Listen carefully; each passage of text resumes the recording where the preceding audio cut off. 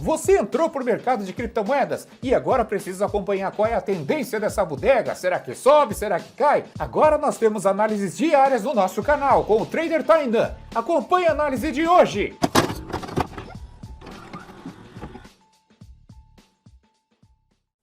Fala pessoal, aqui quem fala é o Tainan. Nesse vídeo de hoje nós vamos atualizar rapidamente a situação do Bitcoin e dos mercados que influenciam o mercado de criptomoedas. Aconteceu muita coisa importante hoje para a gente entender o que pode vir nos próximos dias. Então acompanhe.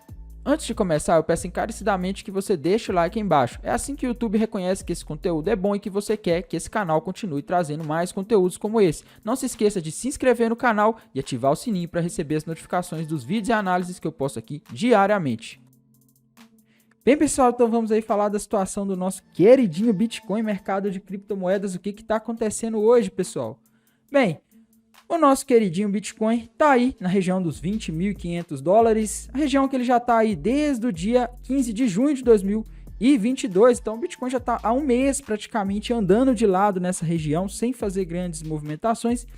E pessoal, se a gente olhar aqui para o gráfico do Bitcoin, nos últimos dias a gente está andando de lado, tá? Não temos nenhum padrão gráfico confirmado, nenhum padrão gráfico confiável rompido, e a gente está andando para o lado, tá? A gente tem três tendências do mercado: tendência de alta, que é quando anda para cima; tendência de baixo, quando anda para baixo, né? Como aconteceu no mês de junho; e a tendência de lado, ou tendência lateral, que é quando o mercado ele anda para o lado, tá? Ele fica dentro de uma mesma região. O Bitcoin está entre essa região dos 22 mil dólares e a região dos 18 mil dólares desde junho, tá? Então o Bitcoin fica 19, né? Dá para arredondar para 19. Ele não está conseguindo fechar candles acima ali dos 22 e nem abaixo dos 18 mil dólares. O Bitcoin está parado, tá? Então, olhando os tempos gráficos do diário aqui para baixo, a gente não vê nenhum padrão gráfico muito claro, nada muito operável, pelo menos na minha visão, viu, pessoal? Então, gráfico do Bitcoin sem grandes novidades. A gente só consegue ver alguma coisa relevante quando a gente vai para o gráfico semanal, que é o gráfico aí de semanas, né? A gente tem o Bitcoin está na região da média móvel de 200 semanas nesse momento.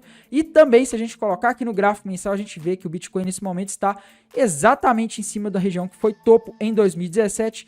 Logo, a região que foi resistência impediu que ele continuasse subindo, virou suporte e por enquanto está impedindo que ele continue caindo. Vai continuar até quando? Não sei, pessoal, mas eu não me arriscaria operando vendido, abrindo posições short em cima de um suporte. Beleza? Principalmente um suporte tão relevante, um suporte psicológico tão importante como foi a máxima de 2017.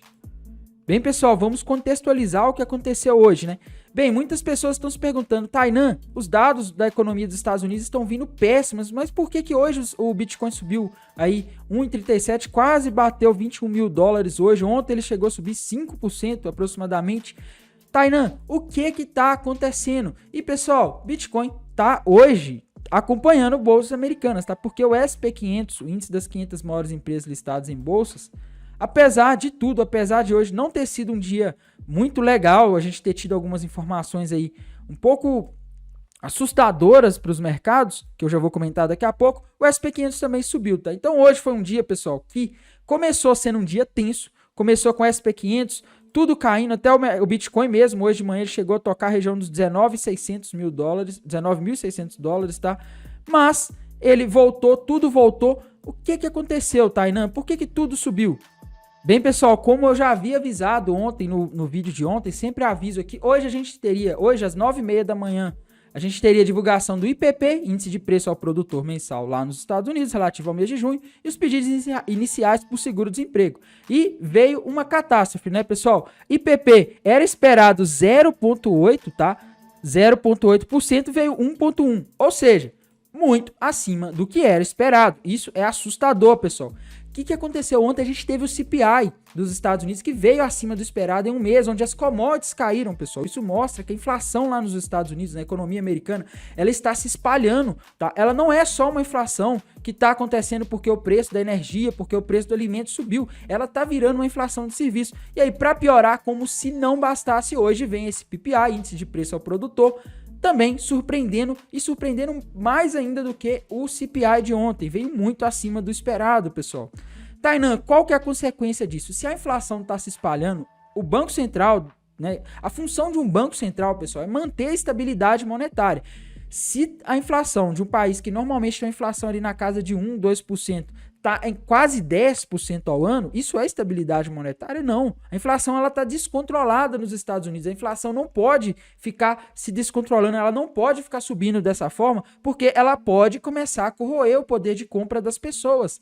E à medida que as pessoas percebem que os preços das coisas estão sempre aumentando, elas tendem a criar hábitos que tendem a perpetuar essa inflação. Quando elas vão comprar no supermercado, no início do mês, elas sabem que no final do mês, se elas sabem que no final do mês vai estar mais caro, elas aproveitam e compram tudo quando elas recebem o salário, tá? Isso é muito comum, foi muito comum historicamente em sociedades que sofreram com a inflação, inclusive aqui no Brasil. Vocês já devem ter ouvido falar da tal compra do mês, né? Meus pais faziam quando eu era criança, eu lembro, era muito comum isso. Ia no supermercado e eles enchiam o carrinho de coisas, né? Por quê? Esse hábito que o brasileiro tem, ele surgiu quando ele surgiu nos anos 80, quando o Brasil passou por uma crise de inflação descontrolada. Era uma crise ali pontual de oferta causada inicialmente pelo choque do petróleo, pelo endividamento brasileiro, por alguns problemas econômicos do mundo que afetaram o Brasil, mas depois o mundo começou a resolver esses problemas e o Brasil continuou. Por quê? Porque as pessoas criaram hábitos inflacionários, desde tentar comprar o máximo porque sabia que as coisas iam sempre subir e até reajustar contratos de forma ali que não era necessário, tá? A pessoa subiu o preço do contrato de aluguel, por exemplo, de uma casa ou de algum serviço, simplesmente porque ela achava que ia subir. Nos últimos meses sempre subia todo mês, então eu vou reajustar, todo ano reajusta. E isso aí tende a perpetuar a inflação e fazer com que ela deixe de ser uma inflação só porque as coisas ficam mais caras. A inflação, pessoal, ela consiste na desvalorização do nosso dinheiro, tá? O real, o dólar. Investir em ações americanas agora ficou mais fácil. Comece com apenas $1 sem taxa de corretagem e confira mais de 6.000 ações disponíveis. Passfólio! Link na descrição. Vocês devem estar percebendo aí que desde 2020 a gente está passando por um processo inflacionário terrível, né? Quando a gente vai no supermercado, as coisas estão sempre subindo. Combustível, embora tenha caído nos últimos dias, ele veio subindo, tudo veio subindo. Isso, pessoal, é a inflação, a desvalorização do dinheiro, tá? Ela pode acontecer por dois motivos, né? Um dos principais e mais comuns, né? Tirando aí quando o governo de algum país resolve fazer alguma medida extraordinária que gera inflação, ela pode acontecer quando você tem aumento no preço de produtos, bens e serviços, tá? Principalmente energia, alimentos. Isso tende a aumentar o custo de vida das pessoas.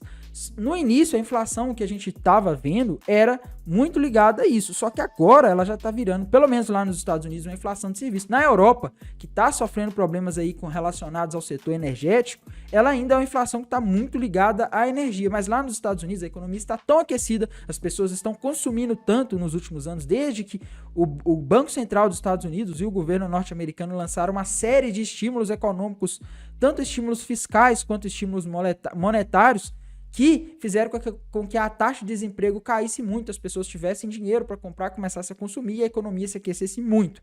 Tá? Eles precisam esfriar essa economia para controlar essa inflação, porque se a inflação sair de controle, chegar a um ponto onde eles não conseguem controlar, é complicado. Então esse dado, pessoal, que saiu hoje, me desculpem, falei demais, tá? Mas esse dado que saiu hoje, esse PPI, ele é assustador, pessoal. É a maior economia do mundo. A gente não tá falando aqui de um país que tem um histórico de inflação, como o caso do Zimbábue, talvez da Venezuela, talvez da Argentina, não. A gente está falando da maior economia do mundo, o país que tem a moeda que é reserva de valor. Essa moeda sofreu uma inflação nos últimos 12 meses de mais de 9%, pessoal. Ou seja, ela está desvalorizando. Se você tem dólares na carteira, você está perdendo dinheiro, você está perdendo poder de compra. Assim como se você tem reais. As moedas fiduciárias estão se desvalorizando. E o pior é que quando o dólar desvaloriza, não é só ele que desvaloriza. Muitos países, inclusive o Brasil, a maioria dos países do mundo, guardam títulos americanos em seus portfólios como forma ali de ter uma reserva de moeda estrangeira, uma reserva de títulos ali, algo para, vamos dizer assim, balancear as contas. E quando o dólar começa a se desvalorizar, essas organizações, empresas, governos que têm essa moeda, eles também estão empobrecendo. As moedas dos outros países acabam sofrendo. Os Estados Unidos, vamos dizer assim, exporta essa inflação. Então a gente está tendo essa situação terrível. Isso é assustador e o Banco Central dos Estados Unidos não pode deixar chegar nisso. Uma das coisas que está acontecendo agora, pessoal, é que o dólar está ficando muito forte, tá? Por problemas na Europa, problemas na China também. Isso está fazendo com que o dólar fique muito forte. Ele também não pode ficar muito forte. Se ele começa a ficar muito forte, isso prejudica a economia americana. Enfim, pessoal, a gente está entrando num momento aí onde há sérios sinais de recessão. Inclusive, o pedidos iniciais para o seguro-desemprego hoje, pessoal, ele surpreendeu negativamente também, tá? Fortalecendo aquela tese de recessão. A projeção era de 235 mil pedidos iniciais para o seguro-desemprego e pediram 244 mil, tá? Então, mais pessoas precisaram recorrer aos seguros por pedidos iniciais para o seguro-desemprego, né? As pessoas estão tendo que recorrer ao desemprego, mostra que talvez o desemprego aí nos últimos dias tenha aumentado, tá? Esse dado aqui, por si só, não fala muito. Amanhã, pessoal, a gente vai ter aí a divulgação de alguns outros dados, tá? O núcleo de vendas no varejo. Tainan, por que esse dado é importante? Esse dado vai mostrar a confiança do consumidor, tá? Dependendo de como ele vier, isso pode fazer com que o mercado comece a voltar a olhar para aquela narrativa de recessão. Tainan, mas o que aconteceu? Se saiu esse PPI péssimo hoje, né, reforçando que a inflação dos Estados Unidos, a maior economia do mundo, está fora de controle, o Fed tem que agir rápido, subindo os juros para controlar essa inflação, por que o mercado terminou o dia subindo? Bem, pessoal, aconteceu algumas coisas, tá? Como eu disse ontem, hoje a gente teria a fala de algum dos dirigentes do Fed, e nós agora vamos entrar aí no período de silêncio dos dirigentes do Fed. No próximo dia 27, a última quarta-feira do mês, a gente vai ter a reunião do Banco Central dos Estados Unidos, onde eles vão dar a nova taxa de juros, eles vão aumentar provavelmente. E, pessoal, com esses dados de inflação hoje de manhã, que saíram, o mercado estava falando, gente, não tem jeito, tá? Não tem jeito. O Fed vai dar 1% de aumento na taxa de juros na próxima reunião. Um aumento de 1% na taxa de juros da maior economia do mundo, pessoal, é muita coisa. Parece pouca coisa 1%, mas na maior economia do mundo isso tem um efeito enorme, tá? Um efeito muito, não é qualquer coisa, viu, pessoal? Muito contracionista para a economia, não só dos Estados Unidos, mas do mundo inteiro. Mas veio de tarde dois dirigentes do Banco Central dos Estados Unidos, e falaram que, na visão deles, está mais provável aí 0,75, tá? Um falou em 1, né? Tem um que já vem falando em 1 aí, ele inclusive ficou bastante duro, ele não era assim, antigamente era o Bullard que era o mais duro, esse outro agora, ele conseguiu tomar o lugar do Bullard, mas enfim, pessoal, o que está acontecendo? A gente está vendo esse cenário onde a inflação lá nos Estados Unidos, ela está subindo, mas o Fed ainda está preferindo não pegar muito pesado, e o mercado comemorou. Tá? O mercado comemorou subindo, pessoal. Por quê? 0,75, desde que da semana passada, ele já está precificando desde o sábado ali, como ele começou a cair no sábado, domingo, essa semana, ele já estava esperando uma inflação alta. Nada do que está acontecendo nesse momento, pessoal, é algo que o mercado estava assim, nossa, não acredito que isso pode acontecer, como aconteceu em outros momentos, tá? Como aconteceu, por exemplo, em junho, onde o mercado não acreditava tanto. É algo que o mercado já vem precificando, pessoal. E uma coisa que eu sempre falo com vocês, quando há muita notícia ruim, pessoal, quando a gente teve aí uma sequência assim absurda de notícias ruins esse ano, tá? O mercado tá caindo, tá? Mas desde novembro, desde no início de dezembro, o Fed mudou de postura, né? O Fed passou a ser mais duro. Aí depois, em janeiro, no início de fevereiro, começou aquele conflito na Europa lá, de grandes proporções envolvendo países aí que possuem uma participação relevante na economia do mundo. Aí depois veio pandemia na China de novo, né? A China fechando o lockdown. Aí veio o Fed começando a apertar mais a política monetária. Aí depois veio outro caso de Covid, outra pandemia de novo na China, né? Enfim, não pandemia, mas novos isolamentos.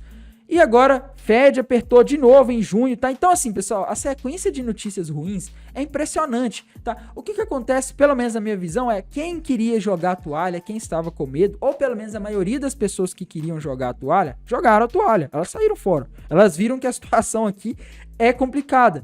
E talvez o mercado, pelo menos na minha visão, se ele for continuar a tendência de baixa, que eu acho mais provável até o final do ano, ele precisa corrigir para cima, pessoal. Por quê? A galera que queria vender, pelo menos, já vendeu. A mesma coisa aconteceu em janeiro, pessoal. O mercado vinha numa sequência ali de notícias ruins.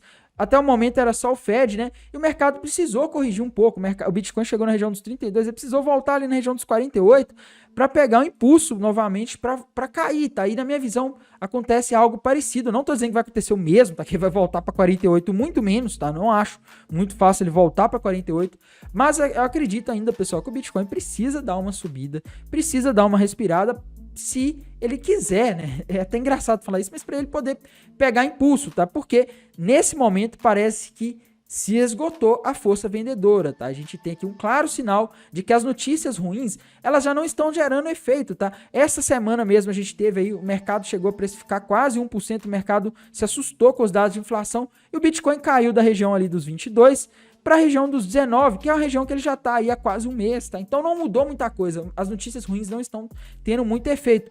E acredito que se a gente tiver alguma notícia boa, mesmo que for algo que não mude a situação do Bitcoin, ele pode ter um desempenho legal, ele pode ali na região dos 23, talvez na região dos 25 mil dólares, não descarto, viu, pessoal? Não dá para descartar que o Bitcoin possa fazer um movimento desses aí. Difícil é falar o dia em que isso vai acontecer, né? Até porque a gente está num contexto extremamente imprevisível e as notícias elas aparecem de uma hora para outra, principalmente a China. Hoje, inclusive, pessoal, começaram a aparecer algumas notícias nada agradáveis da China, setor imobiliário. Quem está no mercado desde o ano passado deve ter lembrado do que as notícias aí relacionadas à Evergrande, né? Uma incorporadora do setor de construção civil na China, causou no mercado, não só nas bolsas americanas e nas bolsas do mundo todo, mas também no mercado de criptomoedas. E começaram a aparecer algumas notícias nada legais aí relativas ao setor de construção civil na China de novo, pessoal. Então, assim, é complicado, tá? É complicado de a gente conseguir ver um cenário muito altista para os mercados nos próximos meses aí, tá? Não tô dizendo, como eu disse para vocês, pessoal, acho que o mercado precisa subir, mas uma reversão, como muitas pessoas esperam, que o Bitcoin vai bater na média móvel de 200 dias, 200 semanas, me desculpem, e vai subir, disparar de novo para 69, 60 mil dólares, eu acho um pouco difícil, tá? Mas é basicamente isso, pessoal. Eu sigo aí relativamente otimista. Não sei que dia que vai sair uma notícia boa, agora a gente precisa disso. Não sei que dia que vai parar de sair notícias ruins, porque todo dia a gente tá sendo surpreendido com notícias ruins. Mas eu acho, como eu disse para vocês, que essas notícias ruins já foram suficientes para fazer com que muitas pessoas capitulassem, que muitas pessoas vendessem e isso fizesse com que diminuísse a quantidade de pessoas que estão dispostas a vender Bitcoin nesse momento, principalmente em cima da média móvel de 200 semanas, que foi o suporte nas últimas vezes em que o Bitcoin caiu para essa região, desde que o Bitcoin existe, tá, pessoal? Então, por esse vídeo de hoje é isso. Desejo a vocês aí uma ótima quinta-feira, uma boa noite, um bom descanso e bons negócios. Até mais, tchau! E aí, meu neto, você gostou desse vídeo? Então eu tenho certeza que você vai curtir esse daqui, ó.